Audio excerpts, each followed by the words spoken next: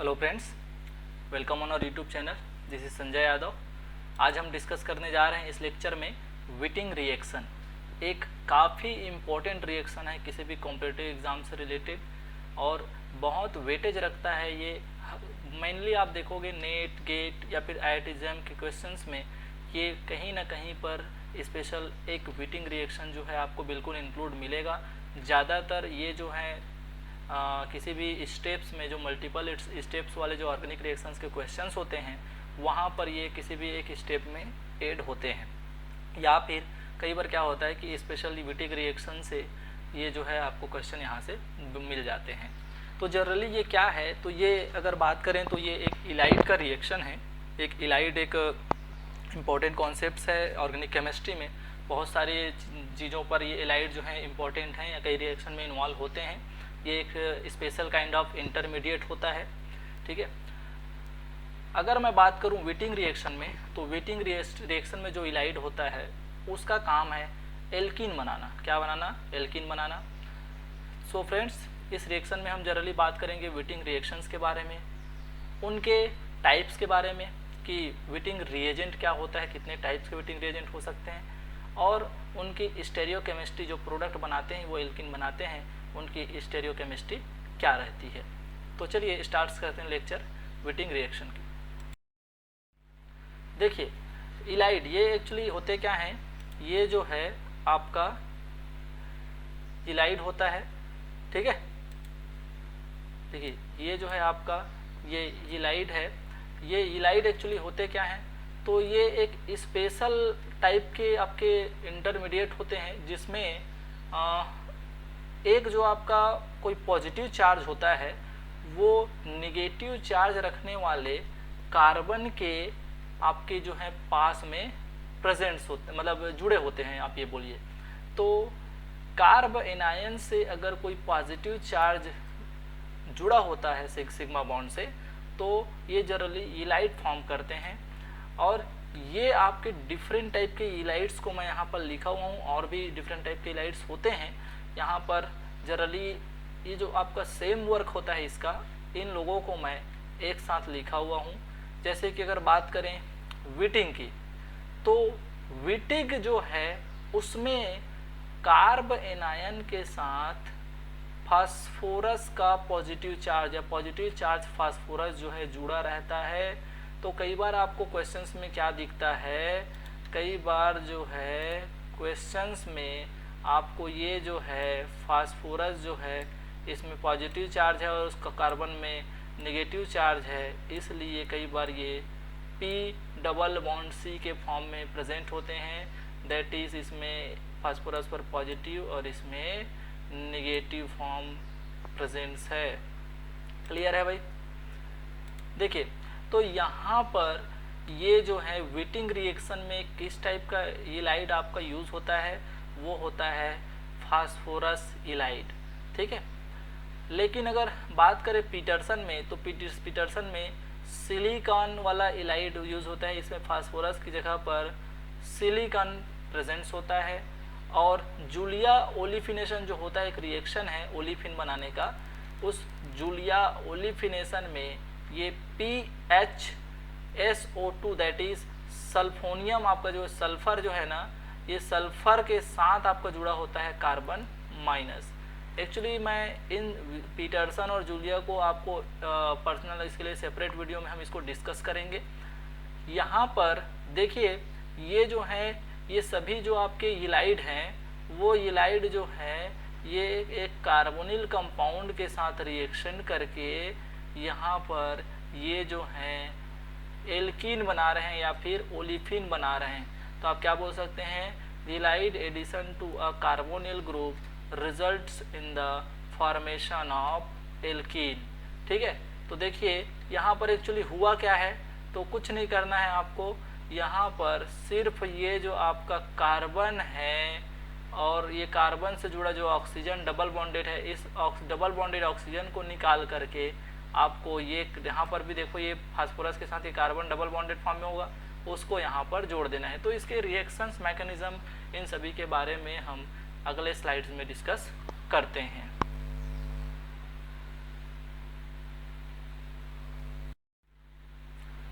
So friends, चलिए बात करते हैं विटिंग रिएक्शंस की। तो विटिंग रिएक्शन में हम जो विटिंग रिएजेंट यूज़ करते हैं वो विटिंग रिएजेंट एक प्रकार का फास्फोरस का येलाइड होता है, ठीक है, जिसमें कार्बन माइनस फॉर्म में और फास्फोरस जो है पॉजिटिव फॉर्म में प्रेजेंट्स होता है। क्या रहता है? कार्बन में माइनस और फास्फोरस में पॉजिटिव चार्ज, और चूंकि इसमें प्लस और इसमें माइनस है इसलिए आपको जनरली ये जो है डबल बॉन्डेड फॉर्म में आपको दिखता है, जिसमें आपको ये लगता है कि फास्फोरस डबल बॉन्डेड कार्बन यहाँ पर प्रेजेंट्स है। ये जब रिएक्शन करता है किसी कार्बोनिल कंपाउंड से, ये एल्डिहाइड हो सकते हैं और कीटोन हो सकते हैं, लेकिन एस्टर नहीं हो सकते। मतलब आपका जो ये विटिंग रिएक्शन है वो एस्टर के साथ रिएक्शन नहीं करता।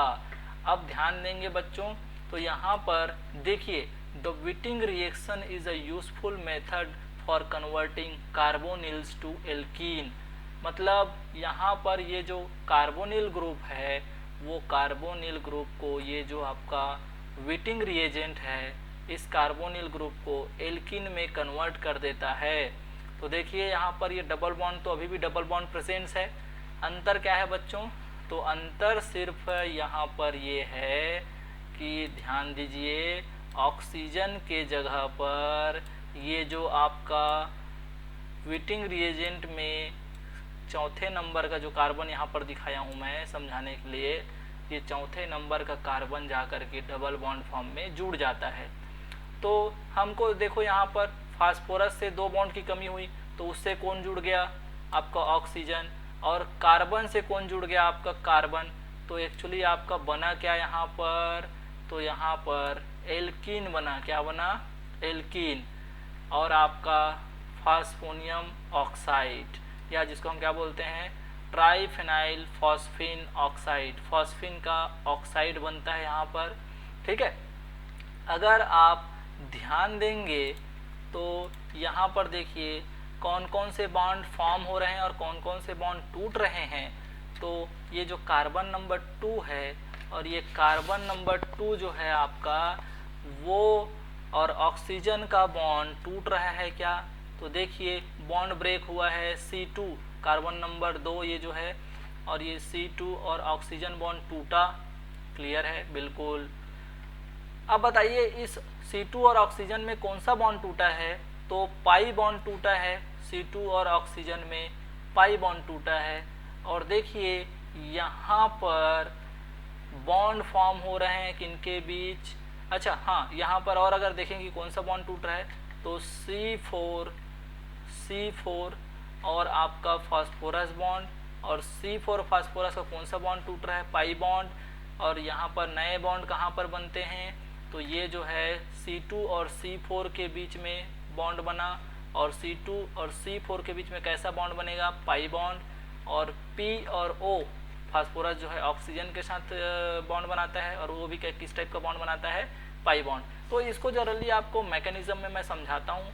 अगर मैं इसमें आपको ट्रिक बताऊँ तो आपको कुछ नहीं करना है, इसमें आपको सिर्फ ये जो कार्बोनिल अगर कोई कंपाउंड है और उसके साथ आप ये रिएजेंट देखते हैं फास्फिन का येलाइड, दैट इज अगर कार्बन के साथ डबल बॉन्डेड फॉर्म में अगर आपको फास्फोरस दिखा तो आप समझ जाइए कि इस रिएक्शन में कुछ नहीं करना है, सिर्फ ऑक्सीजन को हटाना है और वहाँ पर कार्बन जोड़ना है, दैट इज एल्कीन बनाना है। क्लियर है?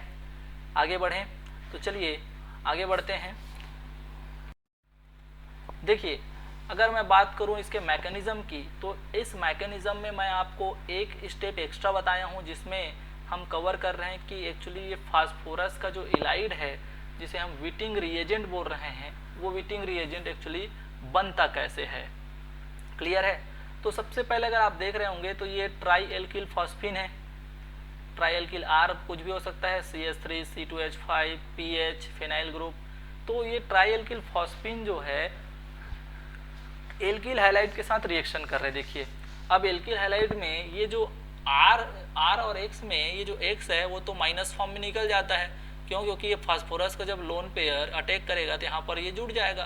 तो फास्फोरस चूंकि अपना लोन पेयर दिया है, इसलिए वहाँ पर फास्फोरस पर क्या आ जाता है, पॉजिटिव चार्ज। अब ये पॉजिटिव चार्ज को न्यूट्रल करने के लिए यहाँ पर ये काउंटर आयन X जो है इसके आसपास भटकते रहता है इलेक्ट्रोस्टैटिक इंटरेक्शन के कारण। इसको हम क्या बोलते हैं कि फास्फोनियम का साल्ट बन गया है। फास्फोरस में पॉजिटिव चार्ज है, फास्फोनियम, और उसमें उसका हैलाइड है, तो ये फास्फोनियम का साल्ट बन गया। अब होता क्या है, तो यहाँ पर अगर आप ध्यान देंगे तो ये फास्फोरस के पॉजिटिव पॉइंट के पास ये जो आपका पहला कार्बन है, यहाँ पर हाइड्रोजन होता है क्या, बिल्कुल है, हाइड्रोजन यहाँ पर है। अब जैसे ही ये बेस आता है, बेस को तो क्या चाहिए, एसिडिक प्रोटॉन, तो ये जो है H प्लस फॉर्म के रूप में निकल जाता है, और H प्लस फॉर्म के जब फॉर्म में निकलता है तो ये जो है आपका बेस प्रोटॉन को, एसिडिक प्रोटॉन को एक्सेप्ट कर लेता है, और यहाँ पर क्या बना लेता है, माइनस। क्या बना लेता है बच्चों, माइनस। अब ध्यान दो, ये कार्बन के पास माइनस है, दैट इज कार्ब एनायन के साथ फास्फोरस जो पॉजिटिव चार्ज है वो जुड़ा हुआ है, तो ये एक स्पेशल काइंड ऑफ आपका क्या बन गया, इंटरमीडिएट बन गया, जिसमें पॉजिटिव और नेगेटिव चार्ज दोनों साथ साथ प्रेजेंट हैं। इसी को ही बोलते हैं, अगर फास्फोरस है वहाँ पॉजिटिव चार्ज तो उसको बोलते हैं फास्फोरस इलाइट, इसको फास्फोरेन भी बोलते हैं। अच्छा देखिए, ये कार्बन में जो है माइनस है और इसमें पॉजिटिव चार्ज है, तो प्लस और माइनस एक बॉन्ड बना सकते हैं क्या, तो ये इस फॉर्म में भी आपको दिखेंगे। तो ये दोनों एक दूसरे के रेजोनेटिंग फॉर्म में, दैट मीन्स दोनों एक ही चीज़ हैं। क्लियर है। अब देखिए ये आपका क्या है, तो ये आपका एक्चुअली ये जो है ये है आपका विटिंग रिएजेंट, ये है क्या आपका विटिंग रिएजेंट।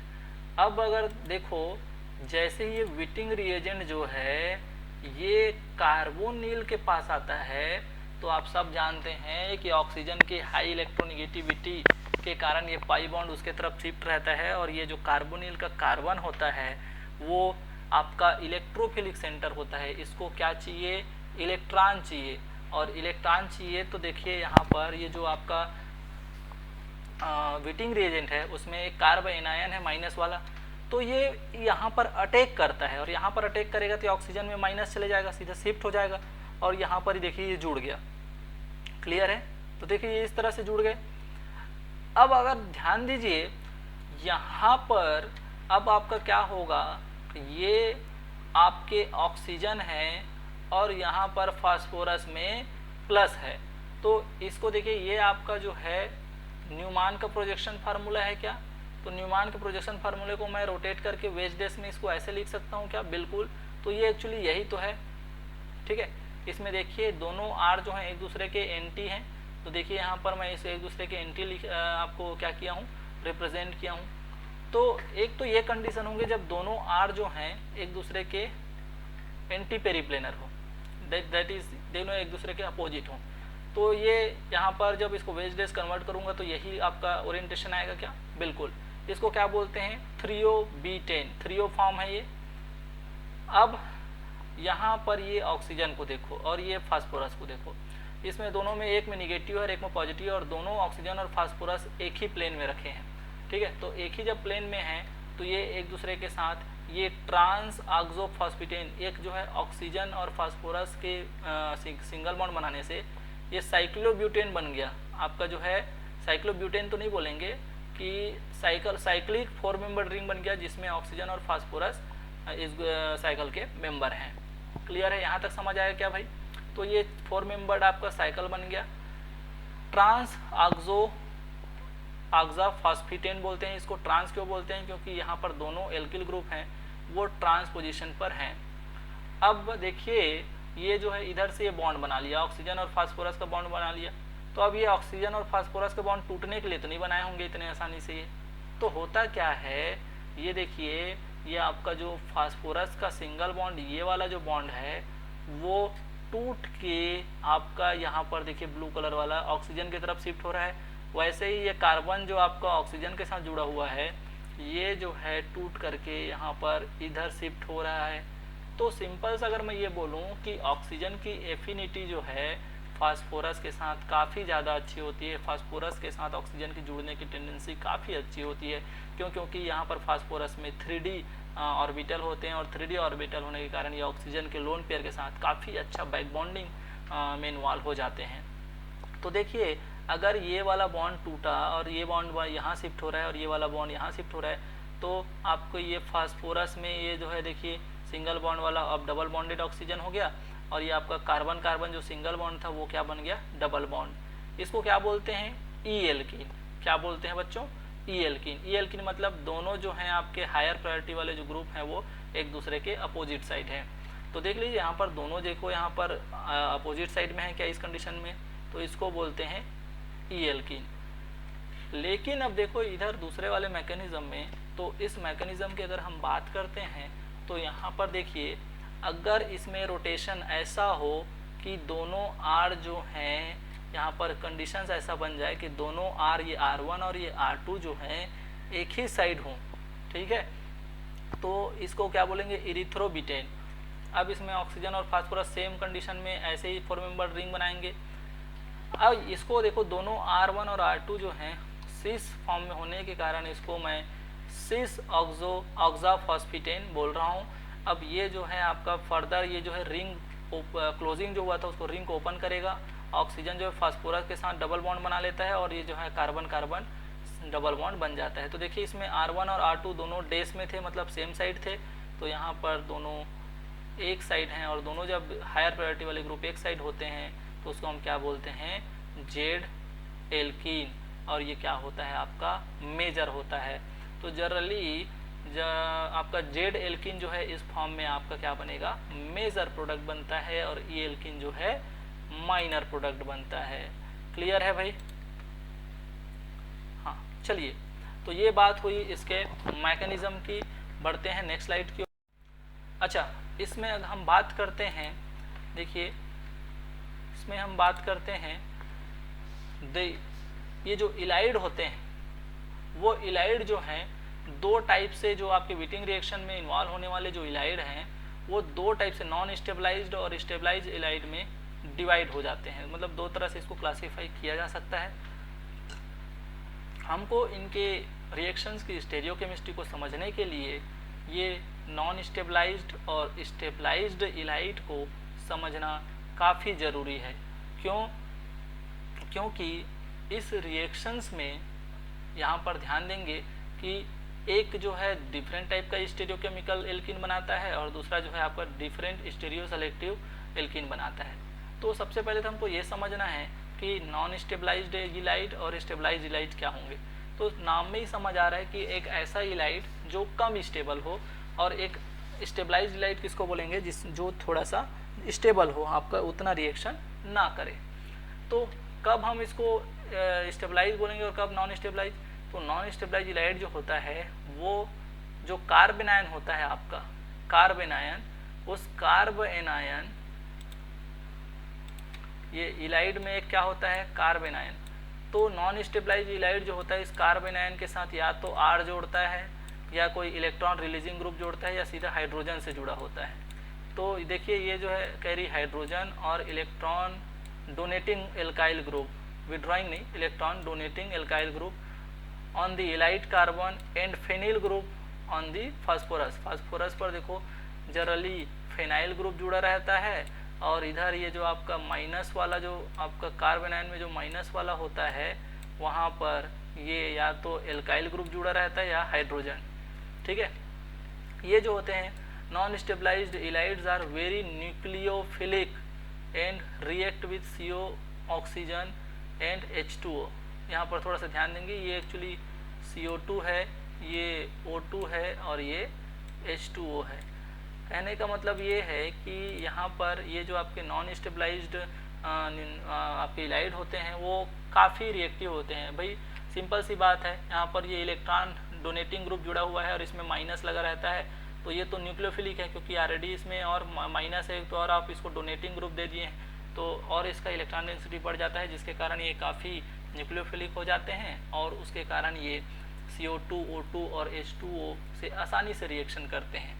इसीलिए इनको इनर्ट एटमॉस्फेयर में हैंडल करते हैं, मतलब एटमॉस्फेयर कैसा होना चाहिए, इनर्ट होना चाहिए, जिसमें ऑक्सीजन, CO2, CO2, O2 ऐसे गैस जो हैं वहाँ पर प्रेजेंट नहीं होने चाहिए, नहीं तो वो रिएक्शन कर जाएगा। क्लियर है भाई? ठीक है। देखिए, लेकिन अगर बात करते हैं हम स्टेबलाइज्ड इलाइड में, तो स्टेबलाइज्ड इलाइड में आपका जो है आपका जो माइनस कार्बन आयन सेंटर जो होता है वो एक इलेक्ट्रॉन विड्रॉइंग ग्रुप से जुड़ा होता है। इलेक्ट्रॉन विड्रॉइंग ग्रुप क्यों? क्योंकि इसके माइनस, ये देखिए इस एग्जांपल में ये कार्बन वाला माइनस में आपका कोई इलेक्ट्रॉन विड्रॉइंग ग्रुप जुड़ेगा, तो ये इलेक्ट्रॉन विड्रॉइंग ग्रुप जो है क्या करेगा, इसको, इस माइनस को अपनी तरफ खींचेगा, मतलब इसकी रिएक्टिविटी को कम करेगा। तो देखिए जनरली आपका कार्बन आयन जो है carbonyl group CHO, COR, COOR, यहाँ पर ये है, ये एस्टर है, ठीक है, ये ईथर है आपका, और ये आपका जो है सॉरी ये कीटोन है, और ये आपका एल्डिहाइड है। तो इस तरह से आपका इलेक्ट्रॉन विड्रॉइंग ग्रुप के साथ जुड़ा होता है अगर ये कार्बन माइनस आयन, तो उसको हम क्या बोलते हैं, स्टेबलाइज्ड इलाइड। अब ये चूंकि ये माइनस आयन इसके रेजोनेंस के कारण इन्वॉल्व हो आपका रेजोनेंस में इन्वॉल्व होने के कारण डबल बॉन्ड बना लेता है, फिर ये जो है आपका इस फॉर्म में कन्वर्ट हो जाता है। तो इन सब कंडीशंस के कारण इनकी जो रिएक्टिविटी है वो कम हो जाती है और इसकी जो बेसिक नेचर है वो कम हो जाता है। But are more stable towards oxygen and protic solvent than non stabilized ylide, ठीक है। बट यहाँ पर ये जो है ज़्यादा स्टेबिलिटी शो कर दे toward oxygen and protic solvent. This type of stabilized ylide is mainly used in olefination with aldehyde. ये आपका जो है डिफरेंट टाइप के जो कार्बोनिल ग्रुप कंटेनिंग इलाइड होते हैं, ये आपके ओलिफिनेशन एल्डिहाइड के साथ वाले ग्रुप के साथ अगर ओलिफिनेशन कराना है आपको, ओलिफिनेशन एल्कीन तो बनाना है लेकिन उसमें एल्डिहाइड ग्रुप भी जुड़ा हो या आपका कार्बोनिल ग्रुप भी जुड़ा हो, तो इस तरह से स्टेबलाइज्ड इलाइड को वहाँ पर यूज़ में लिया जाता है। तो ये आपके एग्जांपल था नॉन स्टेबलाइज्ड इलाइड और स्टेबलाइज्ड इलाइड में। इसमें माइनस जो है रेजोनेंस के कारण, चूंकि इलेक्ट्रॉन विड्रॉइंग ग्रुप जुड़ा हुआ है, इसलिए ये जो है रेजोनेंस के कारण स्टेबल हो जाता है। लेकिन यहाँ पर सिर्फ एल्काइल ग्रुप या फिर हाइड्रोजन होता है जिसके कारण इलेक्ट्रॉन डेंसिटी कार्बन माइनस पर बढ़ जाती है और उसके कारण यहाँ पर क्या हो जाता है, इसकी रिएक्टिविटी बढ़ जाती है। अब हम बात करेंगे स्टीरियोकेमिस्ट्री ऑफ व्हिटिंग रिएक्शन। अब स्टीरियोकेमिस्ट्री क्या बोलता है, इसकी व्हिटिंग रिएक्शन का जो स्टीरियोकेमिस्ट्री है वो क्या बोलता है। तो ध्यान देना, यहाँ पर अगर मैं नॉन स्टेबलाइज्ड इलाइड को बोलूँ और स्टेबलाइज्ड इलाइड को बोलूँ, तो ये जो आपके नॉन स्टेबलाइज्ड इलाइड होते हैं, पिछले स्लाइड में मैं बता दिया कि कौन कौन से नॉन स्टेबलाइज्ड इलाइड कहलाएंगे। ये जब एल्डिहाइड और आपके जो कीटोन हैं इनके साथ रिएक्शन करते हैं या फिर कार्बोनिल के साथ रिएक्शन करते हैं, तो ये जेड एल्किन बनाते हैं। क्या बनाते हैं? Z alkene. ध्यान रखेंगे आप, जेड एल्किन। और जेड एल्किन क्या होता है, तो जब सिस एल्किन बनेगा, मतलब आपका हायर प्रायोरिटी वाला जो ग्रुप है वो सेम साइड होगा, तो उसको हम क्या बोलेंगे, जेड एल्किन। लेकिन जब स्टेबलाइज्ड इलाइड आपका रिएक्शन करता है तो वो जो है आपका ई ओलिफिनिक प्रोडक्ट बनाता है, दैट इज ई एल्किन बनाता है, जिसमें आपका जो हायर प्रायोरिटी वाला ग्रुप है वो आपके डिफरेंट साइड होंगे, ठीक है। ये जो है आपके जनरली नॉन पोलर सॉल्वेंट में यूज़ होते हैं, लेकिन यहाँ पर ये जो आपके सॉल्वेंट होते हैं जो नॉन स्टेबलाइज में यूज़ होते हैं, वो ये आपका ETO, ये यहाँ पर आपका 2 है ना, इसको ये मिस प्रिंटिंग है, यहाँ पर आप ध्यान देंगे, ये ET2O ईथर है, डाइएथाइल ईथर है, THF tetrahydrofuran, dimethyl DME dimethyl ethoxide, ठीक है। तो ये जो है डाइमेथाइल ईथर हो सकता है, ये डाइमेथाइल ईथर DME, ठीक है। तो ये जो है आपके सॉल्वेंट की तरह यूज़ होते हैं जनरली किसमें, जब हम नॉन स्टेबलाइज्ड इलाइड को रिएक्शन कराते हैं। लेकिन जब स्टेबलाइज्ड रिएक्शन इलाइड के साथ रिएक्शन कराया जाता है एल्डिहाइड और कीटोन को, तो वहाँ पर जो सॉल्वेंट है ना वो नॉन पोलर होता है, मतलब इनमें पोलैरिटी नहीं होनी चाहिए। जैसे आपका बेंजीन हो गया, आपका टॉल्यून हो गया, इस टाइप के non polar solvent stabilised Allied में आपके यूज़ किए जाते हैं। तो ये आपका इसको इग्नोर नहीं करना है। यही जो आपके कुछ फैक्टर्स हैं जो आपको रिएक्शंस में हिंट करेंगे कि एक्चुअली आपको स्टेबलाइज्ड इलाइड दिया हुआ है या फिर नॉन स्टेबलाइज्ड इलाइड दिया हुआ है। ये जो रिएक्शन है उसमें आपको क्या दिख जाता है जनरली, सोडियम पोटेशियम हेक्सामेथाइल डाइसिलाजाइड, जिसे हम NaHMDS, या फिर पोटेशियम रहेगा तो KHMDS या टर्सरी ब्यूटॉक्साइड, ठीक है, साल्ट, पोटेशियम का टर्सरी ब्यूटॉक्साइड साल्ट को टेट्राहाइड्रोफ्यूरेन THF, टेट्राहाइड्रोफ्यूरेन में इसको लिया जाता है, और इन THF को छोड़ करके डाईएथाइल ईथर, डाईमेथाइल ईथर, ये सब भी इस यूज में लिए जा सकते हैं। क्लियर है?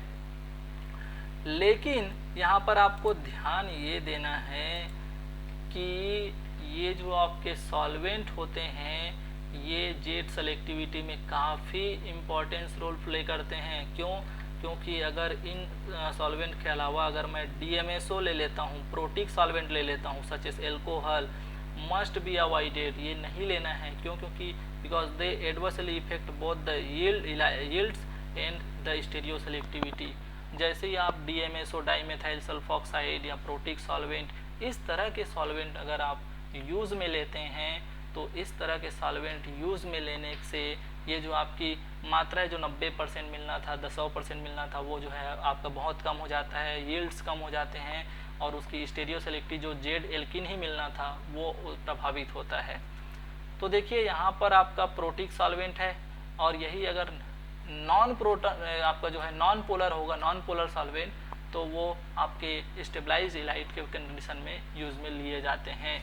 और यहाँ पर नॉन प्रोटिक सॉल्वेंट जो है, यहाँ पर पोलर सॉल्वेंट अगर ले लेते हैं तो ये पोलर सॉल्वेंट जो है जेड बनाने की कोशिश करता है, इसलिए हमको क्या लेना रहता है, नॉन पोलर। अगर बात करें पोटेशियम सॉल्ट और लिथियम सॉल्ट की, तो पोटेशियम और सोडियम का सॉल्ट जो है फेवर करता है जेड एल्किन बनाने को, लेकिन सॉल्युबल लिथियम साल्ट में अफेक्ट द स्टीरियोकेमिकल आउटकम, ये आउटकम है, ठीक है, outcome by decreasing the Z alkene selectivity. Sodium और पोटेशियम की जगह आप लिथियम का साल्ट लेते हैं तो ये जो है आपके जेड एल्किन बनाने की सेलेक्टिविटी को कम कर देता है। तो आपको जनरली जब जेड एल्किन बनाना होगा तो वहाँ पर क्या दिख जाएगा, KHMDS, NaHMDS, टर्सरी ब्यूटॉक्साइड, ये सभी चीज़ें वहाँ पर दिख जाएंगी। साथ में आपको सॉल्वेंट क्या दिखेगा, टेट्राहाइड्रोफ्यूरेन। तब आपको क्या लगाना है, जेड एल्किन बनाना है। और अगर ये कंडीशन हो तो वहाँ पर नॉन पोलर सॉल्वेंट के प्रेजेंस में आपका ई एल्किन बनाना है। यहीं से आपका क्वेश्चन होता है, ये पॉइंट्स आपको हमेशा याद होने चाहिए, ठीक है। तो देखिए, olefination in non polar solvents furnish olefin with electron withdrawing group, the ylides and R group of the aldehydes in a trans relationship। yes, E जो है, ये जो है E that means electron withdrawing group, और R जो है आपका trans होना चाहिए इन कंडीशंस ऑफ आपके जब आप ओलिफिकेशन आप नॉन पोलर में अगर आप कराते हैं और स्टेबलाइज लाइट में बनाते हैं तो जनरली स्टेबलाइज लाइट में आपको कार्बोनिल दिख जाता है, एस्टर दिख जाता है, एल्डिहाइड दिख जाता है। तो उनका जो इलेक्ट्रॉन विड्रॉइंग ग्रुप होगा और ये जो आर ग्रुप है उनका पोजीशन एक दूसरे के रेस्पेक्ट में ट्रांस होना चाहिए। तो ये तो बात हुई आपकी उसका कॉन्सेप्ट्स की इलेक्ट्रोकेमिस्ट्री, स्टीरियोकेमिस्ट्री, विटिक रिएक्शन की क्या होनी चाहिए अकॉर्डिंग टू नॉन स्टेबलाइज और स्टेबलाइज इलाइट के अकॉर्डिंग। अब हम बात करेंगे जनरली इनके एग्जांपल्स के बारे में, इनके रिएक्शंस के बारे में, ठीक है। देखिए, अगर मैं यहाँ पर नॉन स्टेबलाइज्ड इलाइड लेता हूँ तो ध्यान दो, ये नॉन स्टेबलाइज्ड इलाइड है, मतलब देख लो यहाँ पर ये जो फास्फोरस में फिनाइल ग्रुप जुड़ा है, बिल्कुल ये नॉन स्टेबलाइज्ड इलाइड का कैरेक्टर है।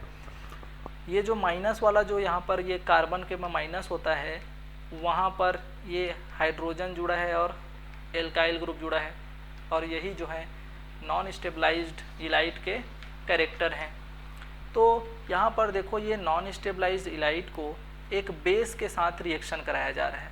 ये भी यहाँ पर देखो, एक्चुअली ये फास्फोरस में प्लस है, तो फास्फोरस में अगर प्लस है तो ध्यान दीजिए यहाँ पर ये जो है एक बेसिक प्रोटॉन होगा क्या यहाँ पर, बिल्कुल इसमें प्लस के कारण यहाँ पर इलेक्ट्रोनेगेटिव बढ़ जाएगी, जिसके कारण इसकी जो है एसिडिक नेचर बढ़ जाती है। तो अगर ये बेस है तो बेस जो है इस एसिडिक प्रोटॉन को रिमूव करके यहाँ पर क्या बनाएगा, माइनस बनाएगा। क्या बनाएगा, माइनस।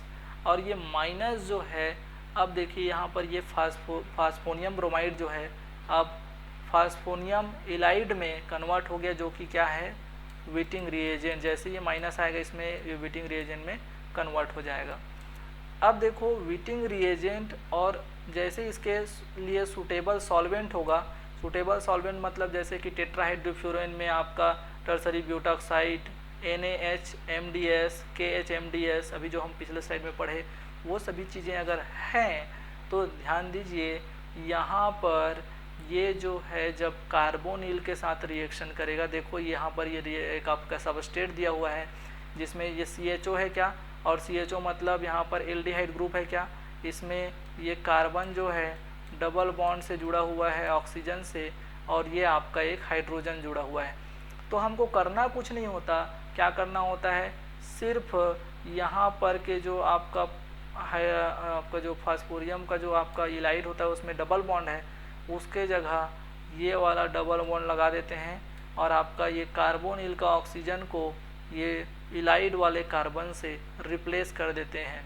क्लियर है? अरे क्लियर है क्या भाई? अब ध्यान दीजिए यहाँ पर ये जो है किस टाइप का एल्कीन बनेगा, तो ये देखिए यहाँ पर C4H9 एक्चुअली यही तो है, C4H9 एक्चुअल में यही तो है। देखिए 1 carbon, 2 carbon, 3 carbon, 4 carbon, 5 carbon, तो 1 कार्बन तो यहाँ पर जुड़ गया सीधा एल्डिहाइड के कार्बन से, और ये कितने बचे, 4 कार्बन और बचे। तो ये एक्चुअल में इसको बड़ा ना लिख करके छोटा दिखा दिया है। इम्पॉर्टेंट क्या है, तो इम्पॉर्टेंट ये है कि ये जो है आपका एक प्रकार का जेड एल्कीन है। दोनों जो हायर जो आपके प्रायोरिटी वाले जो ग्रुप हैं वो एक दूसरे के सेम साइड हैं, मतलब ये जेड एल्कीन हैं।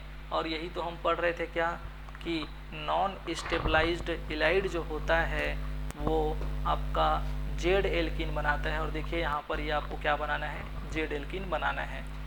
देखिए यहाँ पर ये जो सॉल्वेंट और जो बेस यूज़ हो रहे हैं उनका ये जो है यहाँ पर कंडीशन दिया गया है कि जब टर्सरी ब्यूटॉक्साइड के साथ टेट्राहाइड्रोफ्यूरेन हो तो जेड जो है 94% और 6% जो है आपका क्या मिलता है, ई फॉर्म मिलता है। वैसे ही अगर Na सोडियम आपका सोडियम का जो है आपका हाइड्राइड अगर यूज़ में लिया जाता है और DMF के साथ तो 94:6 का रेशियो होता है। और ब्यूटाइल लिथियम, देखिए ये जो आपका लिथियम है, लिथियम को बताओ यहाँ पर जब मैं लिथियम के साल्ट को लेता हूँ तो ये जो है जेड की सेलेक्टिविटी, स्टीरियो सेलेक्टिविटी कम हो जाती है, तो 94 से घट कर क्या हो जाती है, 78।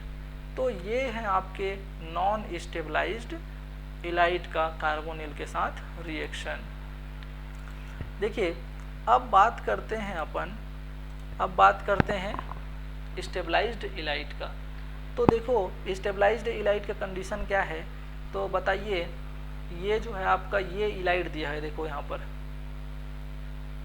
दिया है क्या भाई, ये इलाइड, बिल्कुल ये फास्फोरस और ये कार्बन के बीच डबल बॉन्ड है, मतलब फास्फोरस पर प्लस है, कार्बन पे माइनस है, ये फास्फोरस का इलाइड है। लेकिन ये देखिए ध्यान दीजिए, ये कार्बन जो है, जो इलाइड का कार्बन है वो तो एक CO2ET से जुड़ा हुआ है, जो कि एक इलेक्ट्रॉन विड्रॉइंग ग्रुप है। ये क्या है आपका, ये जो है आपका एक इलेक्ट्रॉन विड्रॉइंग ग्रुप है। अब यहाँ पर ये जो इलेक्ट्रॉन विड्रॉइंग ग्रुप है, ध्यान दीजिए, इसके कारण ये जो इलाइड है वो स्टेबल हो जाता है। और स्टेबलाइज्ड इलाइड के साथ में आपका C6H6 बेंजीन जो है क्या है आपका नॉन पोलर सॉल्वेंट है। तो जब नॉन पोलर सॉल्वेंट के साथ इस पे स्टेबलाइज्ड इलाइड को रिएक्शन कराया जाता है तो वो कार्बोनिल का ऑक्सीजन को हटा करके हमको ये वाला जो है आपका फास्फोरस के और कार्बन के ऑक्सीजन को हटाना है, और ये ऑक्सीजन के जगह में कार्बन को जोड़ना है डबल बॉन्ड से, और फास्फोरस में कार्बन के जगह पर ऑक्सीजन को जोड़ना है। तो यहाँ पर देखो ये यहाँ का ऑक्सीजन जो है हट गया, और यहाँ पर ये वाला ऑक्सीजन जो है हट करके ये वाले डबल बॉन्ड से कार्बन के साथ जुड़ गया। और देखो इससे जुड़ा हुआ जो CO2ET है वो अभी भी यहाँ पर जुड़ा हुआ है। समझ आ रहा है क्या? लेकिन अगर आप ध्यान दे रहे होंगे तो यहाँ पर देखो एल्कीन में दोनों हायर प्रायोरिटी वाले लोग जो हैं एक साइड थे, लेकिन इसमें एल्कीन में हायर प्रायोरिटी वाले लोग डिफरेंट साइड है। मतलब ये जो है आपका क्या बन गया, ई एल्किन बन गया। और हम पिछले स्लाइड में पढ़े थे कि यहाँ पर इस तरह के रिएक्शन से जब नॉन स्टेबलाइज इलाइट को कार्बोनिल के साथ रिएक्शन कराया जाता है तो वो जो है आपका ई एल्किन बनाता है। अब ध्यान दीजिए, ये जो है आपका इतना बड़ा रिएक्टेंट दिया है, इससे मेरा कोई मतलब नहीं है, क्योंकि मेरा रिएक्शन व्हिटिंग रिएक्शन किसके साथ काम करता है, कार्बोनिल के साथ रिएक्शन करता है। क्यों? क्योंकि ये क्या है आपका CH और ये यहाँ पर डबल बॉन्ड में O। तो मेरे को करना कुछ नहीं है, यहाँ पर कार्बन के डबल बॉन्ड ऑक्सीजन को तोड़ना है और यहाँ पर फास्फोरस और कार्बन के डबल बॉन्ड को तोड़ना है, फास्फोरस के साथ ऑक्सीजन को जोड़ देना है और कार्बन को कार्बन के साथ जोड़ देना है। ये आपका बन गया एल्कीन। स्टीरियोकेमिस्ट्री में ये E बनाता है और ये Z बनाता है भाई, ध्यान रखेंगे इन चीज़ों को, ठीक है। तो ये बात हुई स्टेबलाइज्ड और नॉन स्टेबलाइज्ड की कार्बोनिल के साथ रिएक्शन और उसके प्रोडक्ट की स्टीरियोकेमिस्ट्री की।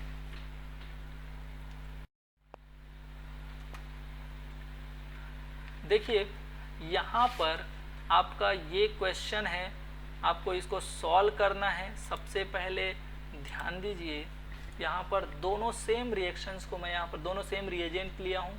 अंतर सिर्फ क्या है, यहाँ पर ये टॉल्यूइन के साथ 0 डिग्री सेंटीग्रेड पर एक ऐसा इलाइड लिया हूँ जो कि क्या है भाई, देख लीजिए CHCHO। ध्यान दीजिए क्या है, तो आप बोलेंगे सर यहाँ पर तो कार्बोनिल जुड़ा हुआ है और ये क्या है, एक इलेक्ट्रॉन विड्रॉइंग ग्रुप है, मतलब ये तो स्टेबलाइज्ड इलाइड लिए हो। लेकिन सेकंड वाले में देखें तो यहाँ भी आपको क्या लगेगा, OE22 है। अरे भैया, ये जो आपका फास्फोरस के साथ जुड़ा हुआ जो कार्बन है जिसमें माइनस होता है, उसके बाद एक और कार्बन जुड़ा हुआ है, मतलब एक एल्काइल ग्रुप जुड़ा हुआ है, तो ये जो है एक इलेक्ट्रॉन रिलीजिंग ग्रुप है। और इलेक्ट्रॉन रिलीजिंग ग्रुप जब जुड़ता है कार्बन के साथ तो इसको हम नॉन स्टेबलाइज्ड इलाइड बोलते हैं। क्या बोलते हैं? Non stabilized ylide. समझ आया क्या? तो आपको पता चल गया होगा कि आप बनाएंगे क्या। यहाँ पर मेरे को रिएक्शन तो इसके एल्डिहाइड के साथ ही आपको कराना है। क्या? देखिए ध्यान दीजिए, ये आपका क्या है, C डबल बॉन्ड O और यहाँ पर क्या है, हाइड्रोजन। तो मेरे को तो कोई मतलब नहीं है, ये जो आपका ये डबल बॉन्ड को तोड़ना है और यहाँ पर इस डबल बॉन्ड की जगह में उसको जोड़ना है। समझ आया क्या? तो यहाँ पर अंतर सिर्फ क्या होगा कि ये स्टेबलाइज्ड इलाइड है और स्टेबलाइज्ड इलाइड जो है क्या बनाते हैं बच्चों, तो वो बनाते हैं आपका E टाइप। क्या बनाते हैं?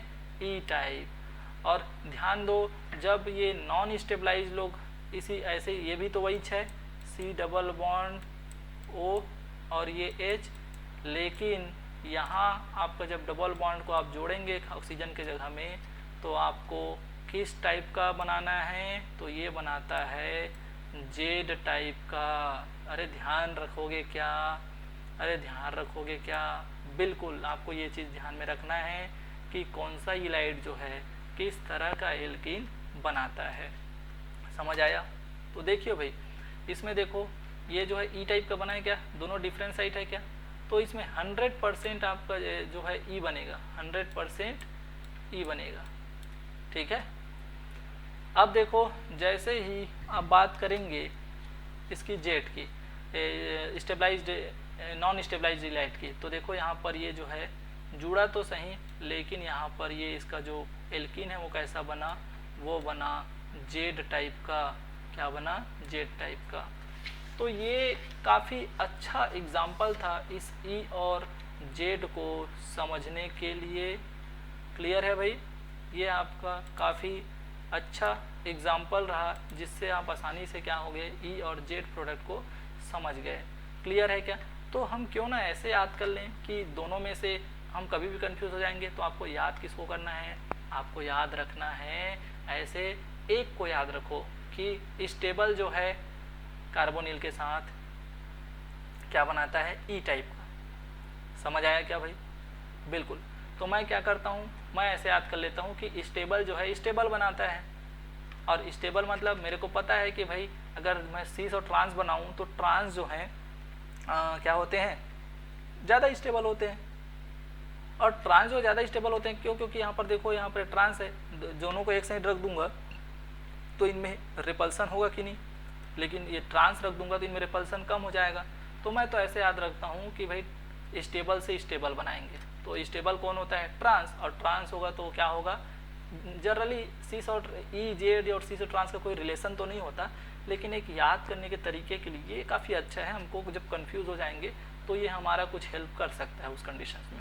क्लियर है? बाकी ई जेड सीस ट्रांस इन सब में कोई रिलेशन नहीं होता। समझ आ रहा है क्या भाई? अरे ठीक है।